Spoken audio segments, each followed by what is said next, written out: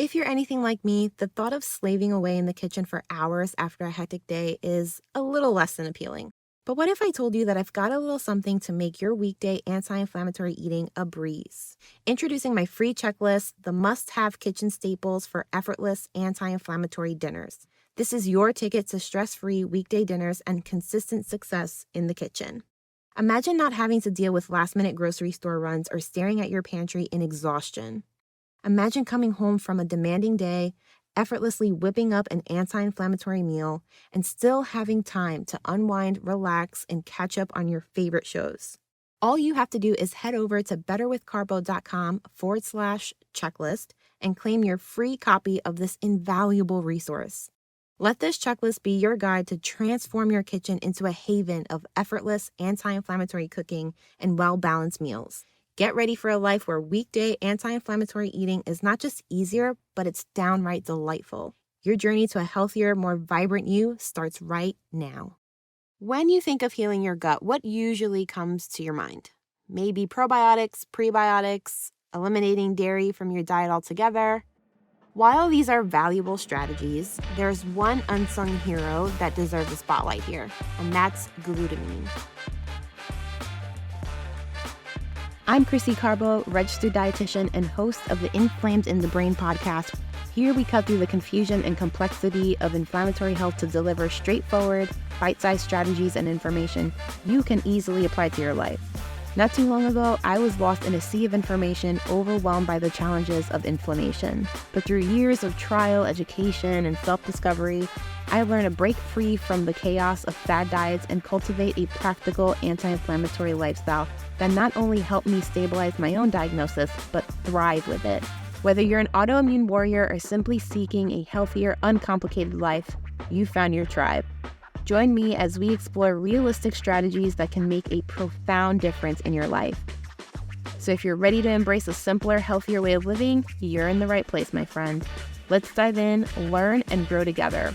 Welcome to the Inflamed in the Brain podcast. Let's get started.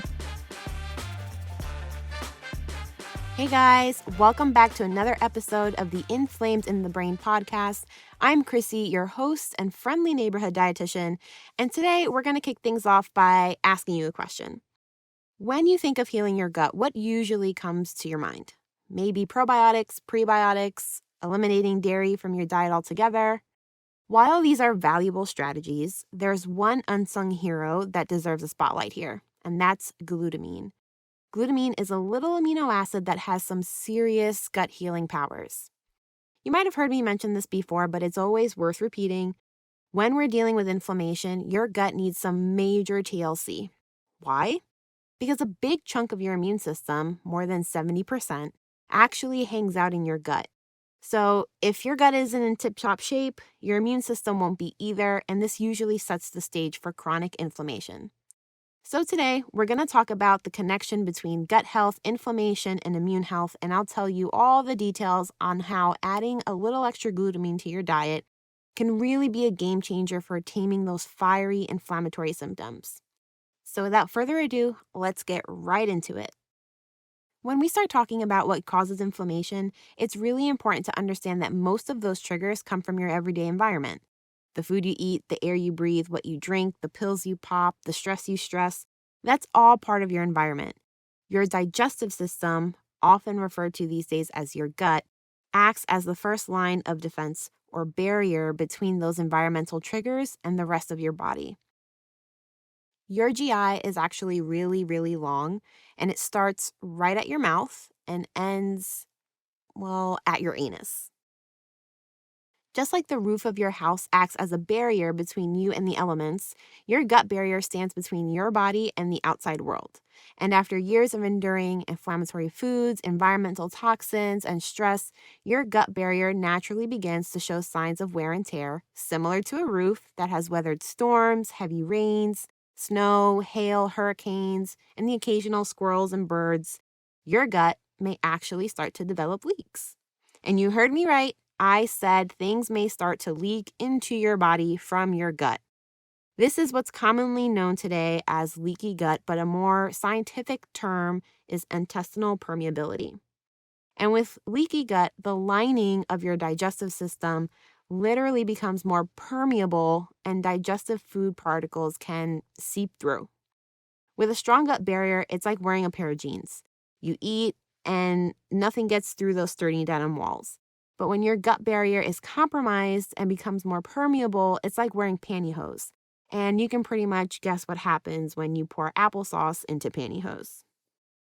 As things begin to seep through that compromised gut lining, you'll notice more signs and symptoms of inflammation.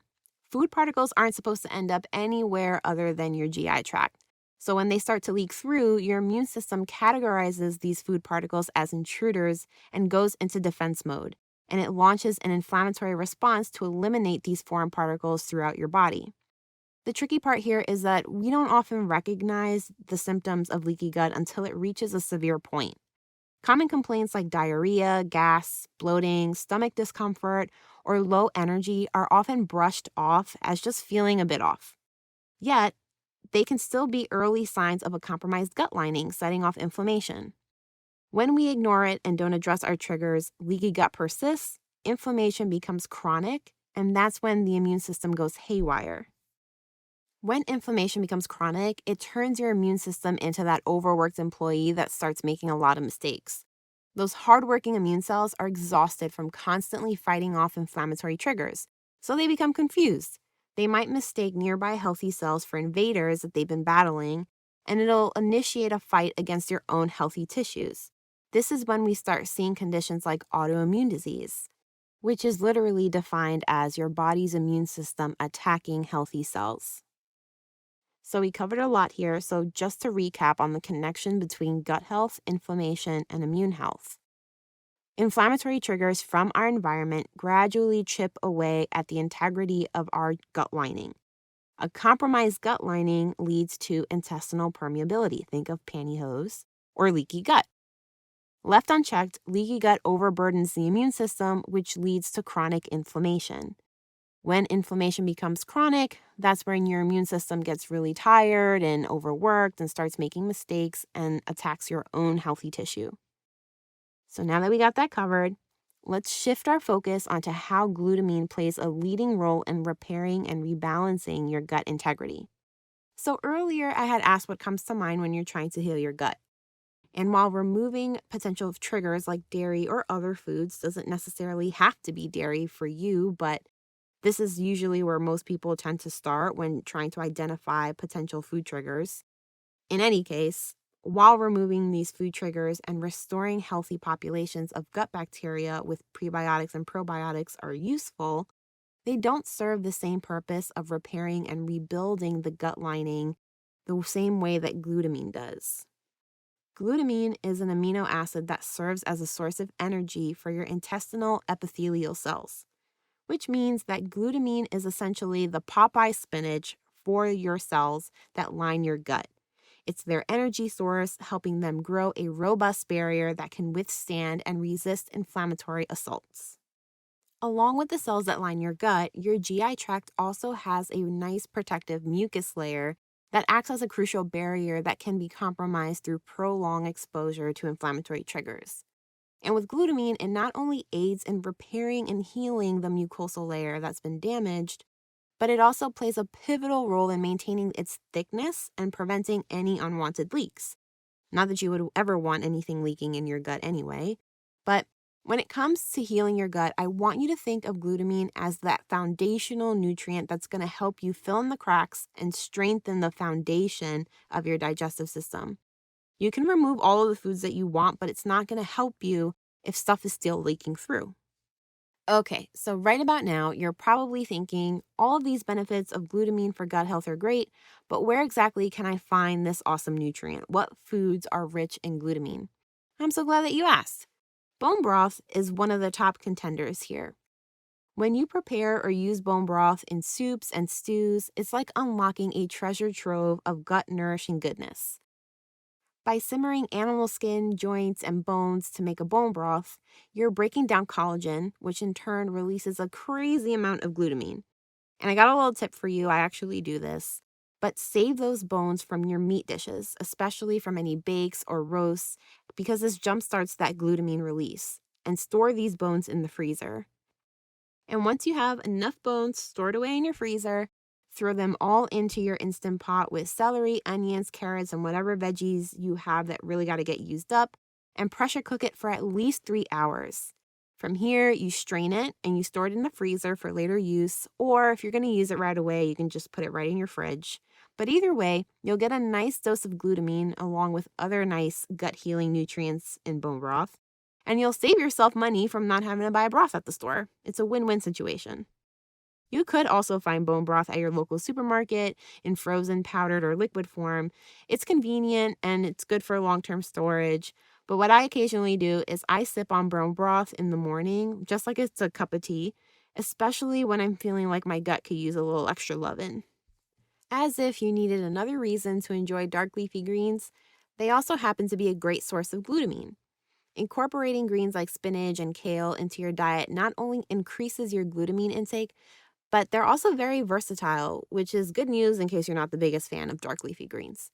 You can chop them up real fine and sneak them into your morning eggs, toss them into pasta dishes, incorporate them in smoothies and drinks, or my personal fave, load up enchiladas with a bunch of chopped up spinach. Be curious here and have fun experimenting with them. One other food source that I want to mention here is fermented vegetables. Fermented veggies like kimchi, sauerkraut, and my personal favorite, fermented beets, contain glutamine.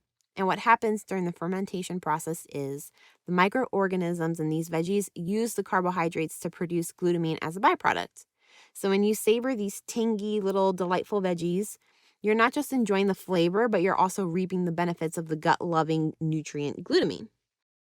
This is another avenue to be curious with. I don't think most people are familiar with fermented veggies outside of sauerkraut that you put on your hot dog. And while that tastes great, fermented veggies also do really well in salads, soups, and even as a little extra side on your plate.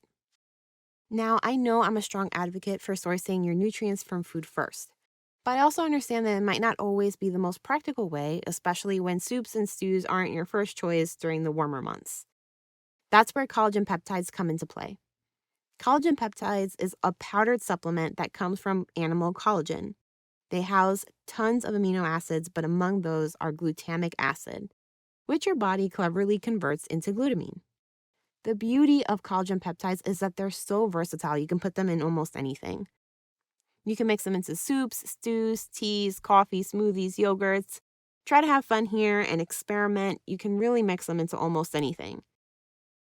You'll usually find them in the flavorless version, but if you're in the mood for a flavor boost in your smoothies or something like that, those options are available too. Just remember, as with any kind of supplement, quality matters.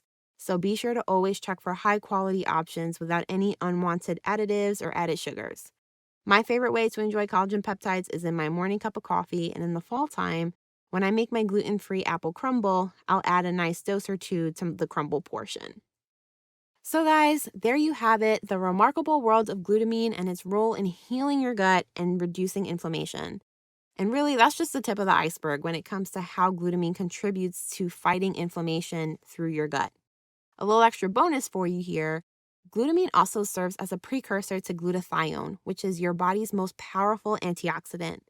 And we all know that antioxidants are your body's most powerful fighters against inflammation. Glutamine also plays a significant role in detox, which is crucial for all of us because we can't always control everything in our environment. So it's essential to support our body's natural detox system to eliminate toxins and inflammatory triggers. And as we wrap up, I really hope you're leaving here with a clear understanding of the pivotal role your gut plays in anti-inflammatory health and some valuable insights on how to care for it. In today's world, trendy foods like bone broth and collagen peptides can easily find their way into our diets just because we hear that they're good for us. And I'll admit that I've been there myself, even as a dietitian. But my mission here as your friendly neighborhood dietitian is to provide you not only with the what, but also with the why. When we understand the reasons behind our choices and why we eat what we eat, it becomes easier to integrate these practices into our daily lives for long-term success. I really hope you found this episode helpful, and if you did, please share it with someone who can also benefit from some gut support, and don't forget to subscribe and follow wherever you're listening to podcasts so you don't miss out on any of our conversations. And let's continue this conversation. You can find me at Better with Carbo on Instagram Let me know how you're feeling and how you're doing and which one of these 3 foods you're going to start incorporating into your diet. Until next time, guys, same time, same place for more anti-inflammatory goodness. Take care.